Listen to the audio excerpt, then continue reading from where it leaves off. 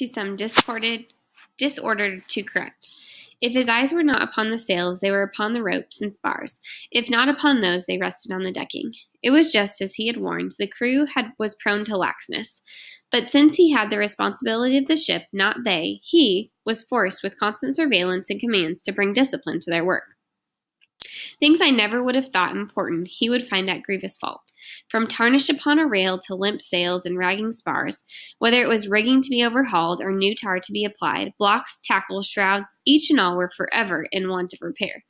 Decks had to be holystoned, caulked and scrubbed anew, and the bow scraped and scraped again, the figurehead repainted. In short, under his keen eye, everything was kept in perfect order.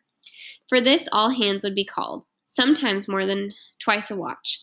I heard the calls even at night. Indeed, so mindful was the captain's sense of responsibility toward the ship, my father's firm, as he was wont to be remind me, that no man on watch was ever allowed to do nothing, but was kept at work. You are not paid to be idle, the captain often declared, and he, setting an example, was never slack in his duty. Even at our tea he was vigilant again, so like my father, impatiently examined me as to what I had seen, heard, or even thought, always ready with quick and wise correction. He was not so patient with the first and second mates, to whom he gave all his orders, depending upon whose watch it was. These men, Mr. Hollybrass and Mr. Keach, were as different from the captain as from each other. Mr. Keach was summoned and would scuttle quickly to his side, nervous, agitated, and the look of fear forever about him, and absorb the captain's barked orders with a cringy servility. Mr. Hollybrass, the first mate, would approach slowly, seeming to take his own silent surroundings about the captain's demands. He might lift his shaggy eyebrows as if to object, but I never heard him actually contradict the captain in words. Indeed, the captain would only repeat his commands, and then Mr. Hollybrass would obey. Have Mr. Dillingham redo the futtock shrouds, he said, or get Mr. Foley to get the foregaff topsail proper, or, again, have Mr. Morgan sail the main clew-garnet to rights. The men of the crew hardly finished with one task, and he would have to set about another, though. They did so with dark looks and not so silent oaths.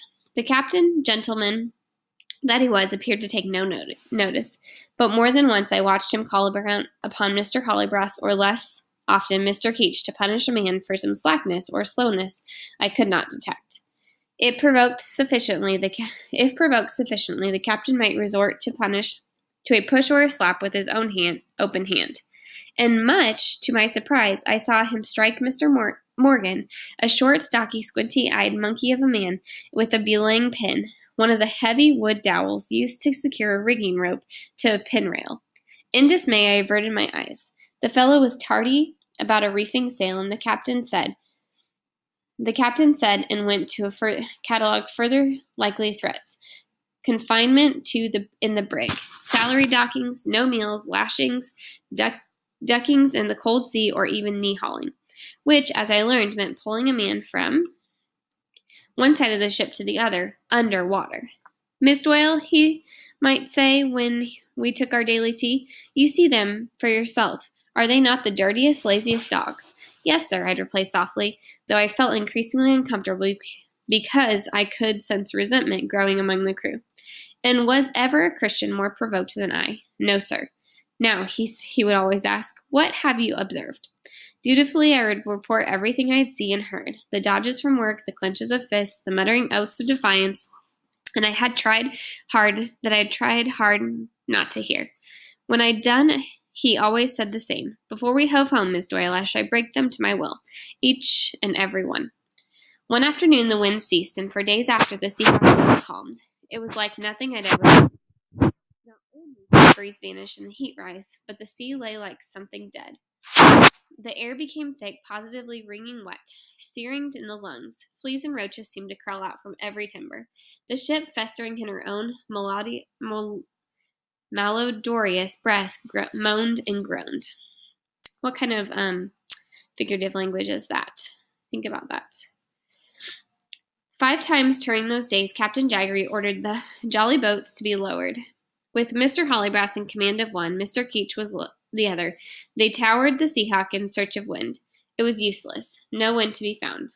Then the captain abruptly accepted the ship's windless fate, set the men to work harder than ever, as though the doldrums had been prearranged in order that it might refit and burnish the Sea Hawk as though new made. Sweet are the use of adversities, he instructed me. The complaints of the crew grew louder.